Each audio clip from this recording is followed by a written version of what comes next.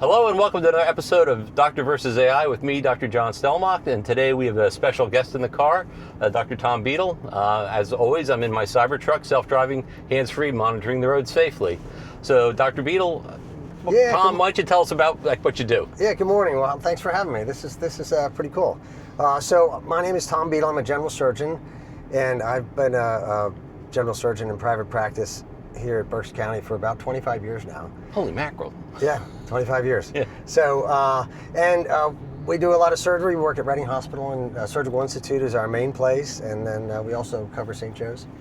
So, And Dr. Beadle, I can attest, is an expert in general surgery, and there's lots of things that come up in general surgery that people have questions about. And the one thing is, I know what you do a lot of is hernias. Yep. So I think maybe a place to get started would be to kind of ask the computer, like, what, my doctor had a hernia, and the doctor says they need surgery. So I'll be the patient, Okay. and then we'll ask Grok, and we'll see what Grok, my AI assistant, has to say. Hey, Grok.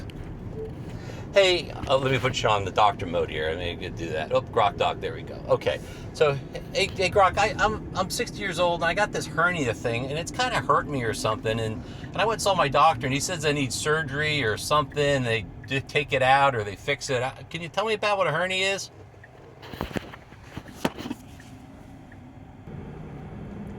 No, they don't take the hernia out. The surgeon pushes the bulging tissue or organ, like part of your intestine, back into place, then repairs the weak spot in the muscle wall, usually by stitching it and reinforcing it with a piece of surgical mesh. It's like patching a hole in a tire. For a guy your age, it's a super common procedure, often done outpatient with either a small open incision or minimally invasive laparoscopic method. Most people go home the same day, feel better in a few days for light stuff, and avoid heavy lifting for about 6 weeks. Risks are low, but like any surgery, there's a small chance of infection or recurrence.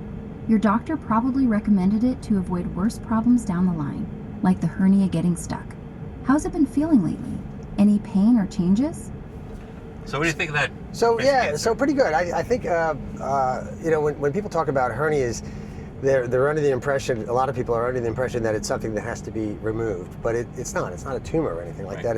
A hernia is basically a hole, and we get hernias in the muscular wall, around the belly button, or in the groin pretty commonly. It's one of the most common surgeries we do, and for small hernias, especially small hernias at the belly button, that's a real common thing. We fix them with a couple stitches. That's easy. But most hernias are a little larger, and if you just stitch them up, they come back. So we always do some sort of reinforcement, as Grok said, with a hernia mesh. And this mesh thing. Let me ask Grok about the mesh thing since we're on that. Yeah. Hey Grok. Hey, we were talking about hernias, and my doctor said something about using mesh, but I heard all kinds of things that the mesh is bad. I talked to my neighbor, and he said that he really had a problem with it. What's the story with this mesh stuff for hernias?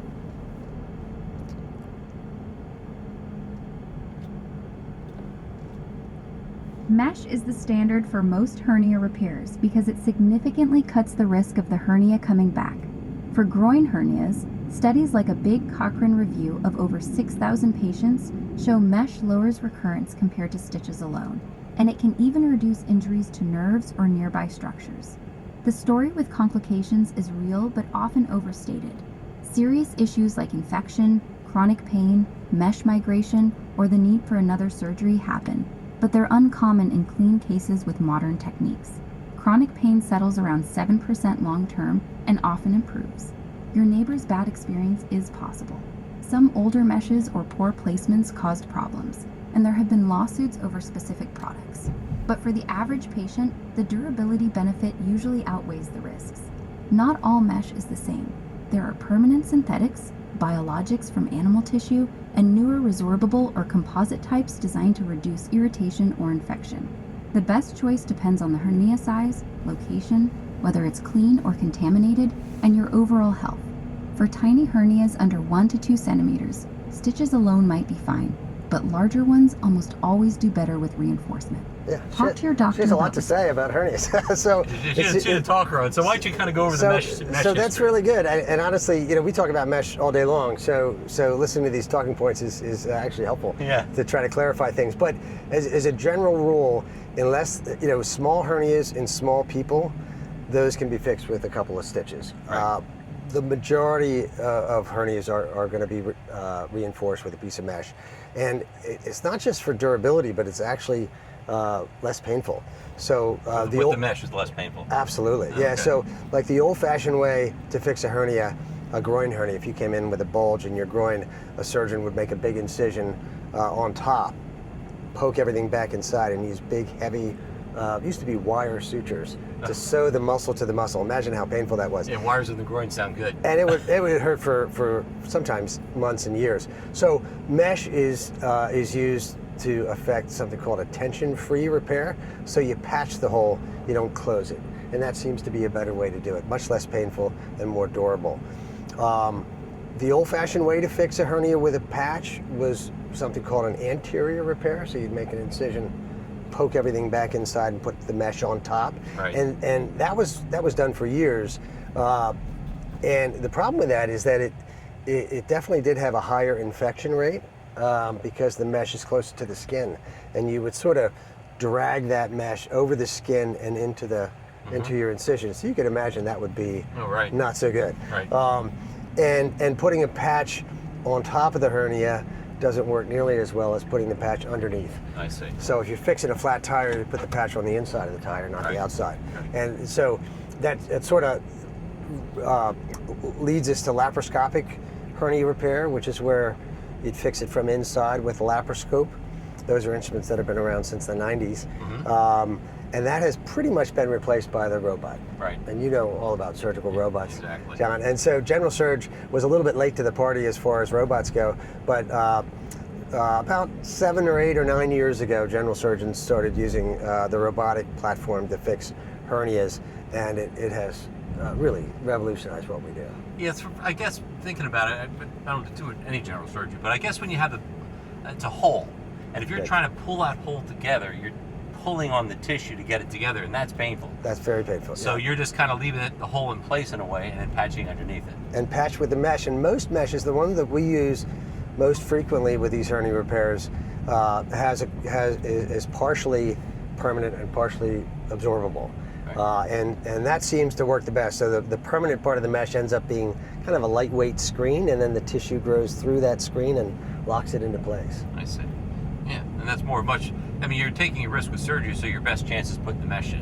And put the mesh in, right. And doing it, if you do it right the first way, the recurrence rate is much lower, because recurrent hernias are always harder to fix. Just like if you have to revise a total knee or a total hip, it's always harder, right? More scar tissue and so forth. Right. So, and the mesh, I know the meshes, I guess that was a new thing and there was problems with it, and I guess, are they pretty well refined now? They've got a pretty good system for the meshes? They do, and there's all kinds of meshes available now. The ones that were recalled, the ones that you see on the late night television commercials with the lawyers, right. Those are long gone. And the problem with those meshes, one of the meshes, I forget what it was called, I think it was called a Kugel mesh, had a plastic ring around it.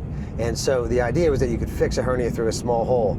And so you'd make a small hole, roll that mesh up, put it in the small hole, and it would spring open to effect a big repair. And as you can imagine, that had flaws. So that's been off the market for years. And then there was another one that was just too thin. It was a lightweight mesh, and for most people it was okay, but for guys with big bellies, the physio mesh didn't work. So that was recalled.